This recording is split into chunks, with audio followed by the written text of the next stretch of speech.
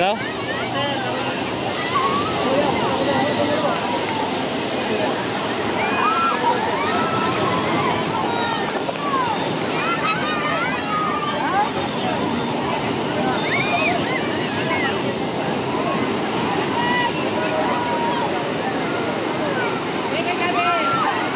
আমরা স্পিড বোটে উঠবো দেখে লাইফ জ্যাকেট পরে দাঁড়িয়ে আছে, কারণ মানে আরও যারা বোটে উঠেছে তারা আসবে, তারপরে আমাদেরকে নিয়ে যাওয়া হবে।